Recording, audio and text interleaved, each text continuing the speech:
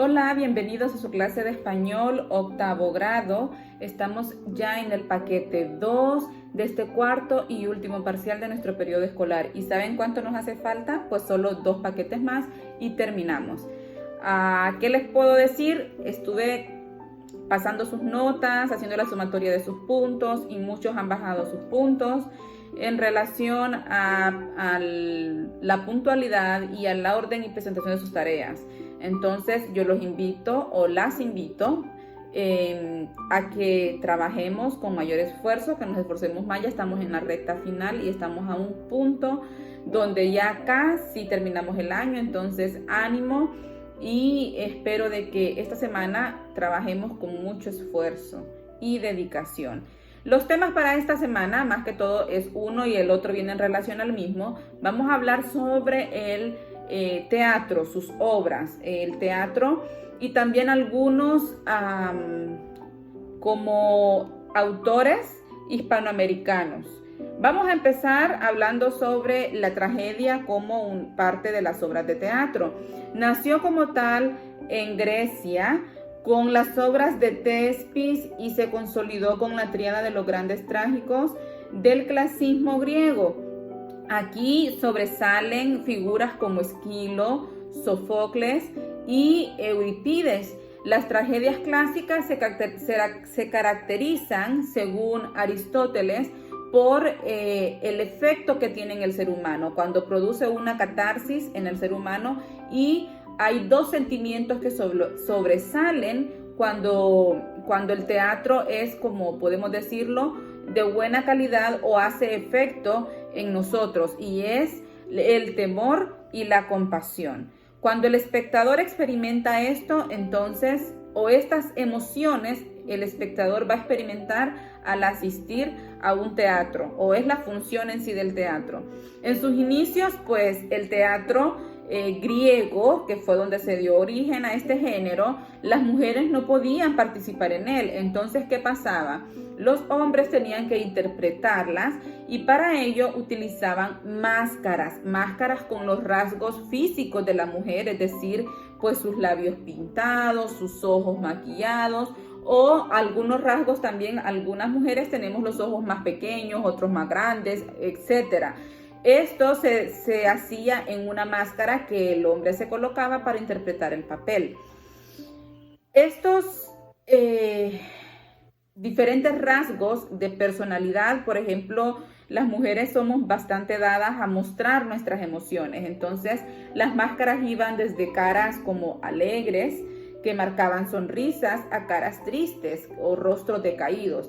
Por eso es que la máscara es como la imagen o el icono del teatro, porque así se dio origen. En un principio, las mujeres no teníamos participación a ello y entonces se utilizaban máscaras. Esto es el origen del teatro en el género de la tragedia.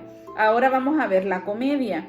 Pues la comedia antigua era una sátira personal. Aquí se daban como los hechos que estaban aconteciendo en ese momento en la sociedad, y se daba con nombres y apellidos. Se interpretaba el personaje, se decía el nombre, se decía el error que había tenido, y esto era de burla, o lo que ahora decimos el bullying. En aquellos tiempos, en el inicio del teatro, estaba bastante marcado. Y entonces, ¿qué pasó? Que como los personajes principales eran personas notables, eran jueces, eran magistrados, y se daba en sí el error que habían cometido o lo que causaba burla con sus nombres y sus características y todo, entonces se llegó a prohibir. Se llegó a prohibir porque las personas de alta alcurnia se incomodaban al que se burlara toda la sociedad de ellos en las obras de teatro. Entonces, de aquí la comedia se modificó y llegó a ser comedia media. El más notable representante de esta primer comedia sátira, donde se burlaban con nombres y apellidos, era Aristófanes. La autoridad, decíamos, clausuró esto o prohibió estas representaciones. Entonces se vino a suavizar y se llamó como comedia media. Esto suprimió los nombres de las personas, es decir, ya no se reían o ya no decían en las obras de teatro el nombre y apellido de la persona. Más sin embargo, siempre por las actuaciones, por la forma de hablar o en sí por el hecho que se interpretaba, siempre se podía como asumir de quién se estaba realizando la obra o el chiste, por así decirlo. Llegó a un tiempo en que no servía de nada que no dijera el nombre, si se reía de las acciones y todo, y volvieron a prohibirlo nuevamente, este género de comedia. Luego, ya una tercera modificación, aparece la comedia nueva. Esta se limitó a la crítica de las costumbres de la sociedad en general. Ya no era como reírse o hacer la comedia sobre una persona en específico, sino de costumbres generales. Y una crítica a todos los humanos en sí, no solamente a un sector. El principal autor de esto fue Meandro, y en Roma cultivaron la comedia Plauto y Terencio. Recordemos que Roma era de mucha importancia porque de Grecia aquí se venía como a repetir todo o a hacer más eco en todo. También podemos decir aquí que es donde agarró forma la comedia y se volvió como una sátira social. Ya no era algo específico de alguien, sino que era en sí de la sociedad.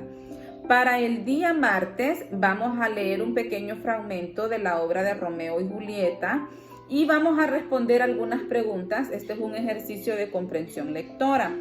Para el día miércoles vamos a estar conociendo algunos autores hispanoamericanos y de otros países. La producción de obras de teatro no ha parado desde su aparición en Grecia o en tiempos griegos, y así surgen más y más dramaturgos. A continuación vamos a hablar de algunos que sobresalen en la historia literaria con sus obras más conocidas. Por ejemplo, tenemos a Fernando Rojas con su obra La Celestina. Esta es una de las obras más reconocidas del teatro, donde se retrata un violento amor entre Calisto y Melibea, que este amor es ofuscado por las siniestras tramas de los sirvientes de ellos, más que todo de Celestina. Y también sobresale el personaje de Calisto, Sempronio y Parmeo. Elaborada en 1499, este clásico sentó los cimientos de la novela y el teatro que hoy conocemos. De ahí se da origen. También tenemos Hamlet de William Shakespeare, que es el mismo autor de Romeo y Julieta. Esta trata de una locura que deviene de la venganza. Una persona que se vengó y quedó como loco después de hacerlo, con una pizca de dolor, ira, traición, incesto y corrupción moral. Esta novela fue compuesta desde 1599 a 1601 con un trágico final. Desde ahí se daban pues las novelas que tienen como el clásico final feliz, y también las novelas que tienen el final lúgubre, donde la pareja queda separada o uno muere. La casa de Bernarda de Alba de Federico García Lorca. Esta tragedia retrata la vida de luto de una vida sexagenaria, Bernarda de Alba, y los lazos con sus 5 hijas. Aquí pues subyace el odio, la envidia, la ambición y el poder jerárquico. Tenemos también a José de Zorila, que él hizo la obra Don Juan Tenorio. Es un drama romántico en 1844. Vemos cómo va transcurriendo el tiempo. La protagonista logra el perdón divino y se salva del infierno gracias al amor que profesa por doña Inés, cosa que en versiones anteriores no ocurría. Es una obra especialmente popular. Durante la primera noche de un mes de noviembre fue dada a conocer. Finalmente conocemos a Pedro Calderón de la Vaca con la obra La vida es un sueño. Esta obra gira en torno a la libertad y a las decisiones que cada uno toma. Se incorporan conceptos religiosos de diferentes credos y la influencia de la legendaria alegoría de la caverna de Platón, y es muy amplia y explícita aquí. El protagonista se llama Segismundo y vive en completa oscuridad en una cárcel de su mente y desconocimiento personal, y alcanza la iluminación solo al descubrirse y al atesorarse a sí mismo. Es decir, esta es una obra donde el personaje se reencuentra a sí mismo, nos habla de superación personal y esa salud mental que debemos tener todos nosotros, ese positivismo que debe de haber, ese valor en nosotros mismos, porque la salud mental realmente es tan necesaria como la salud física. El jueves no tenemos clase por el feriado local del 22 de abril en los 17 departamentos del país. No sé, es un día común y corriente, pero en nuestro departamento insular es un día de fiesta, un día en el que se conmemora la devolución de este archipiélago, de estas islas, a territorio hondureño. Ya ustedes pues realizaron una pequeña investigación y una exposición sobre este tema, el cual esperamos tener editado para ese día, para el jueves, y darlo a conocer a todos los grados inferiores. La verdad estoy muy ansiosa de recibir sus tareas, esperando de que me hagan una exposición de calidad. Así que Ruby y Michelle, dependo de ustedes. Para el día viernes, pues es 23 de abril y se conmemora el Día del Libro y también el Día del Idioma Español. Entonces, la actividad que vamos a estar realizando este día es un cuento que ustedes van a inventar y el título de este cuento se llama El Libro Mágico. Entonces, en torno a este título, ustedes van a realizar el cuento y esta sería la tarea para el día viernes. También espero su video de repaso con el tema del teatro y también la mención de los autores hispanoamericanos que dimos a conocer en el material. Esto es todo por esta semana. Tengan un feliz día. En caso de que sus padres no puedan venir como a tiempo para el paquete, pues solo avísenme y yo puedo enviar la foto del contenido para el día de hoy. Asimismo, espero su puntualidad y su excelencia en la tarea pendiente que está por presentar sobre la exposición de la devolución de Islas de la Bahía. Muchas gracias por su atención. Nos vemos a la próxima.